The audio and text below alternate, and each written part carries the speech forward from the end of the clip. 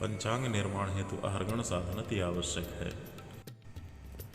व्यभ्राभ्रे भगु शक नंद चंद्र लब्धिश्चक्राख्या रविहत शेषकम तो युक्तम चैत्रादेहि पृथक मुतः शराब्द चक्राशा युक्तादमर फलादिमास युक्तम खत्रिघ्नम गततिथियुक्त शरद्गणाभ्राणाम शोनम पृथक मुतोऽधिकट्लब्धि ऊनाहैर्व्युतमहर्गणो भवेद्वै वारः स्याद्गुणहतचक्रयुग्गणो ज्ञात। व्यभ्राभ्रे भगु अर्थात 1800, नंदचंद्र अर्थात 19, रवि अर्थात 12, शरा अर्थात 15, शाह अर्थात 10, दमर अर्थात 33, खत्री 30, गांव 60, मुतोद्दिखट 64 और गुण 3।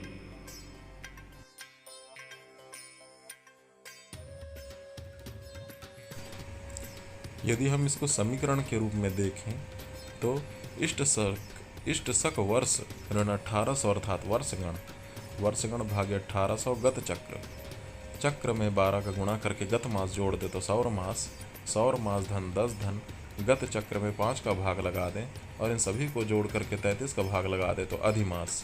सौर मास धन अधिमास बराबर चांद्र मास गुणे 30 धन गत तिथिगण ऋण वर्षगण भागे 60 बराबर तिथिगण भागे 64 6 तिथिगण और तिथिगण ऋण 6 तिथिगण बराबर अहर्गण।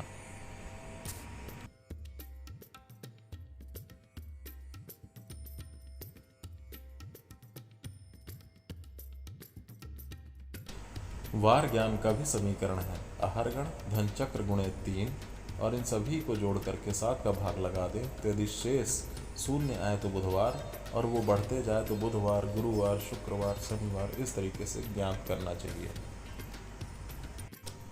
चलिए एक उदाहरण पर विचार करते हैं।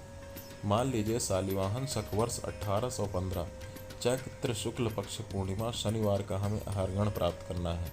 तो सूत्र के अनुसार 1815 में सबसे पहले 1800 को घटाएंगे तो 15 वर्षगण आ गया।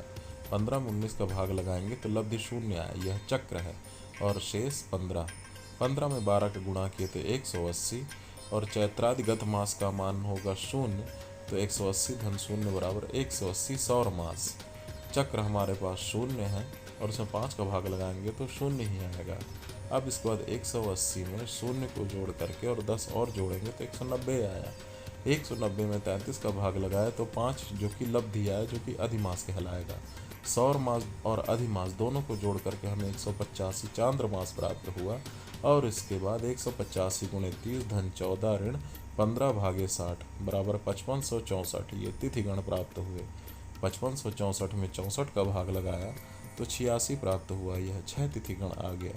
तिथिगण ऋण 6 तिथिगण बराबर 5564 ऋण 86 बराबर 5478 ये हमारा अहर्गण प्राप्त हुआ।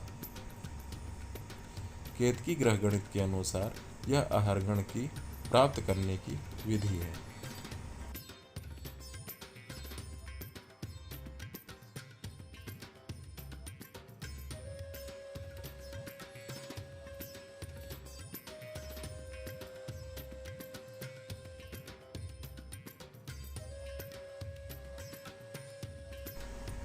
अब वार साधन पर विचार करते हैं। वार साधन के हिसाब से अहर्गण धन चक्र गुणे 3 और इसमें 7 का भाग लगा दें तो विशेष शून्य आए तो बुधवार, 1 आए तो गुरुवार, 2 आए तो शुक्रवार और इस प्रकार से हमें जान लेना चाहिए। तो जिस प्रकार से हमारे पास जो उदाहरण प्रस्तुत है उसमें शेष 4 आता है अर्थात उस दिन 4 अर्थात शनिवार होगा।